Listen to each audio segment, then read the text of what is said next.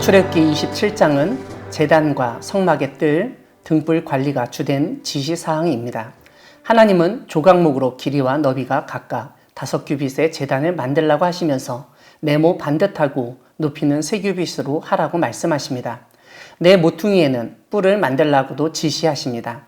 무엇보다 그 제단을 노수로 싸게 하십니다. 이 제단 제작 명령에서 중요한 것은 8절인데 제단은 속이 비게 만들어야 했다는 점입니다. 이와 함께 재를 담는 통과, 부삽, 대야, 고기 갈고리와 불 옮기는 그릇들도 만드는데 이것들 역시 모두 노수로 만들라고 하십니다. 그리고 노수로 그물을 만들라고 하시는데 이것은 제단 위에서 제물을 태울 때 사용할 그물입니다. 우리가 고기를 구울 때 놓는 석쇠와 비슷한 용도인 것을 알 수 있습니다. 조각목으로 만들고 노수로 싼 채도 만들라고 하십니다. 그 채는 제단을 매는 용도입니다. 하나님은 성막의 뜰을 만들라고 지시하십니다. 이 성막의 뜰은 성막을 둘러싸기 위한 구조물입니다. 남쪽과 북쪽으로 너비가 100규빗의 세마포 휘장을 칠하고 명령하십니다. 우리가 계속 살펴보지만 한 규빗이 50cm이기 때문에 100규빗이면 50m의 길이입니다. 남쪽과 북쪽에 각각 기둥이 20개였으며 받침대는 노수로 만들게 하셨습니다. 기둥의 갈고리와 가름대는 은으로 만들라고 명하십니다. 서쪽에는 50규빗의 포장을 치도록 하셨는데 기둥은 10개이고 받침도 10개입니다. 남쪽과 북쪽의 크기의 절반입니다. 뜰은 동쪽으로 열려 있었습니다. 아무튼 성막의 뜰은 길이 50m, 너비 25m의 거대한 공간이었던 것을 알 수 있습니다.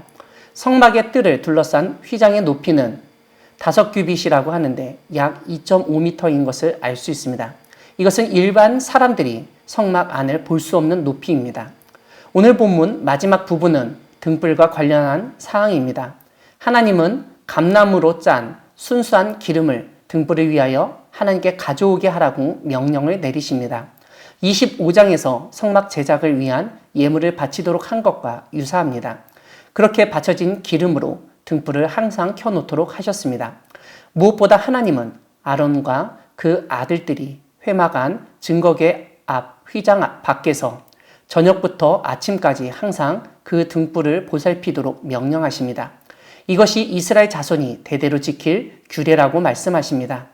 사랑하는 광야교회 성도 여러분, 하나님은 성막의 뜰을 만들 때 그 뜰 안에 두어야 할 번제단도 모양을 보여주실 뿐만 아니라 구체적으로 언급하시는 분이십니다. 우리가 앞에서 살펴보았지만 하나님은 성막의 하나하나 전체 모양을 모세에게 보여주시고 그 모양대로 만들도록 하셨습니다. 오늘 본문에서도 성막 뜰에서 가장 중요하게 사용될 번제단의 모양을 산에서 보여주시고 그대로 만들도록 명령하시는 것을 볼 수 있습니다. 이러한 모양을 보여주시는 것으로만 그치지 않고 하나님은 구체적으로 어떻게 제작해야 하는지 언급하시는 것을 볼 수 있습니다. 특별히 번제단이라고 하면 우리는 돌로 된 제단처럼 사방이 막힌 하나의 돌덩어리와 같은 그런 제단을 생각하기 쉽습니다. 하지만 하나님은 오해하여 잘못 만들지 않도록 번제단은 속이 비게 만들어야 한다고 구체적으로 언급하시고 그 모양도 보여주셨습니다. 이렇게 속이 빈 번제단이었기 때문에 위에 노수로 된 그물을 놓고 제물을 태울 수 있었던 것입니다. 우리가 하나님의 비전을 가지고 무엇인가 하려고 할 때 우리의 눈에 보이는 것만으로는 부족할 때가 있습니다. 자칫 잘못 볼 수도 있고 오해할 수도 있습니다. 그런 점을 보완하도록 하나님은 구체적인 지시를 내리시고 세세하게 언급하시는 것을 알 수 있습니다. 모세에게 성막을 만들도록 지시하실 때 하나님은 기구 하나하나까지도 언급하시며 그 모든 것을 준비하고 만들도록 하시는 것을 보게 됩니다. 우리는 제단만 있으면 된다고 생각하지만 제물을 잡고 태우고 그 후에 뒤처리를 하기 위해서는 수많은 기구들이 필요합니다. 오늘 본문을 보면 재를 담는 통, 부삽, 대야, 고기 갈고리, 불 옮기는 그릇 등 제물을 바치고 태우고 그 후의 과정에서 필요한 도구들을 구체적으로 언급하시며 준비하도록 하십니다.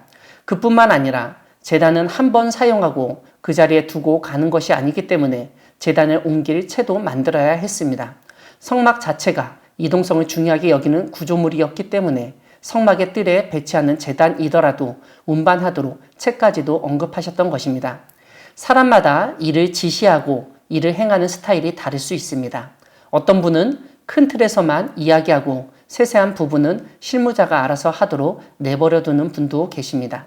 하지만 세세한 부분까지도 언급하며 지시하는 사람도 있습니다. 일하는 사람 입장에서는 너무 깐깐하다고 할 수 있지만 사실 그렇게 세부적인 부분까지 언급했을 때 오해가 생기지 않고 큰 문제가 발생하지 않습니다. 하나님은 성막 제작을 지시하실 때 아주 작은 부분까지도 언급하시며 세밀하게 언급하셨습니다. 그러한 하나님이 우리의 삶 가운데서도 구체적으로 말씀하신다는 사실을 명심하며 하나님의 세심한 부분을 살피며 나아가는 여러분 되기를 바랍니다. 아멘.